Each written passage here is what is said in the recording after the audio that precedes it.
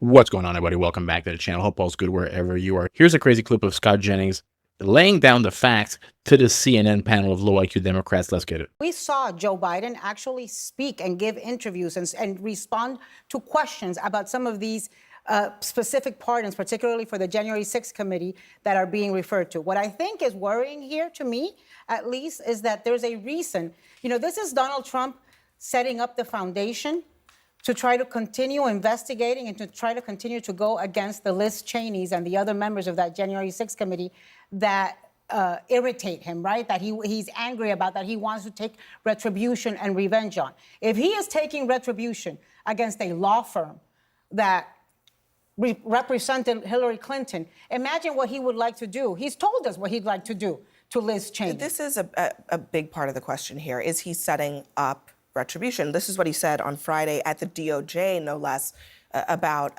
his political enemies. Unfortunately, in recent years, a corrupt group of hacks and radicals within the ranks of the American government obliterated the trust and goodwill built up over generations. We will expel the rogue actors and corrupt forces from our government. We will expose and very much expose their egregious crimes and severe misconduct, of which was levels you've never seen anything like it. There's scum, and you have to know that.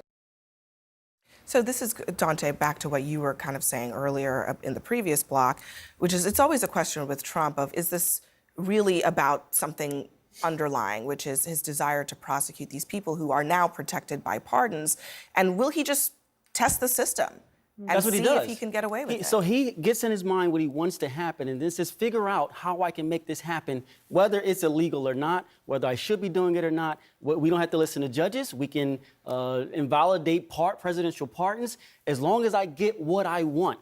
And there's a lot of people that's okay with that because they're not a target right now. But if they become a target and Trump ignores everything that's in place and there's no stopgap to prevent the people he's targeting from being punished, then it's going to be a problem. So I'm saying we have to speak up now. When the shoe is on the other foot, would you be okay with that? Pardons just disappearing because a president says that they should. Guys, if you don't mind just smashing that thumbs up button for your boy, sorry to stop it right here, but it does go a long way to help me out. And also, if you're not yet subscribed and this is not your first time here, hopefully this could be the video that earned your subscription. Well, I'm skeptical that argument's going to hold up, but I just would say on the Biden pardons, they didn't go through the normal process. They didn't go through the DOJ. You've been talking about normal process. They did not. That's true of Trump's pardons too. Yeah. Well, Scott, I know, but no one's alleging that he had a device sign them and he wasn't aware of it.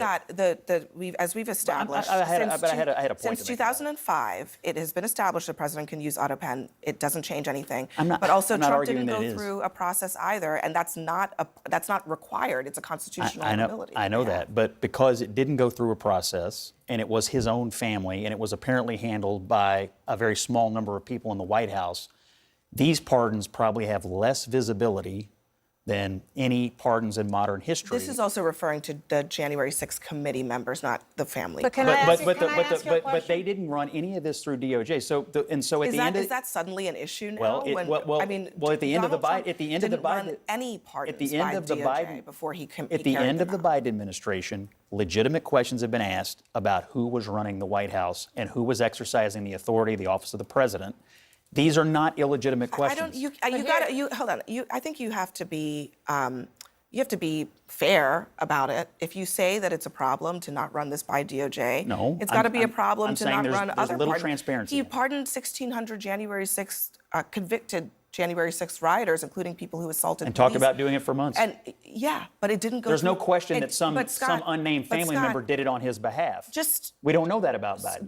Just to be intellectually honest, you would also have to say that should have gone through a process, and it did not. Well, to be intellectually honest, why are you denying all of the mainstream reporting about who was actually running the Biden White House? Including reporting. You were just saying that this had not been run by DOJ. But tonight we are all about changing topics when questions are being asked, but I just want to note that is not what we were discussing. The problem is that he is looking for a loophole to be able to investigate these people. And here's the problem, that if he tells Pam Bondi and Kash Patel, go and investigate Liz Cheney, and here's the loophole because these pardons don't hold, do you think they're going to push back on him? Yeah, I'm not a lawyer of by any means, even though I do play one on X every now and then. I think that the auto pen thing could be fine, could be legal, but I don't think that Biden's state of mind when he was signing these things was of sane and sound state of mind.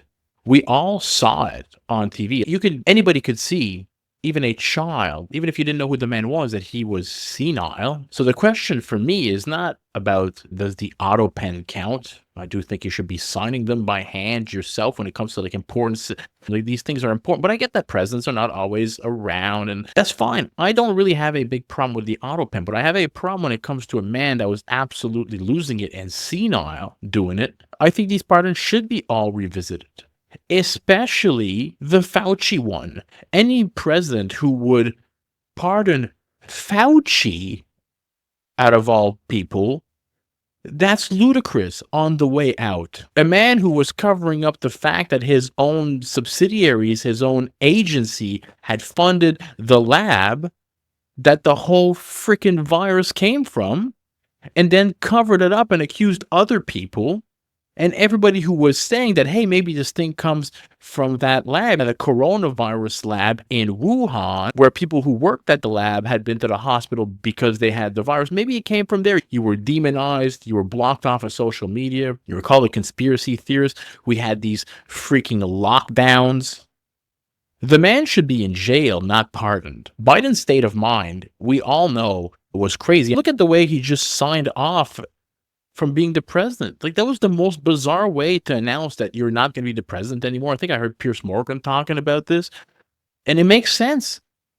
Like, the guy's the president, and he sends his resignation letter and posts it on X, and then addresses on X again that he's endorsing Kamala Harris to be the nominee. It's bizarre. It's weird. And for the man to pardon his family and all the J6 guy on the day going out, again, for me, the issue is not the auto pen, even though I do think a case could be made for it.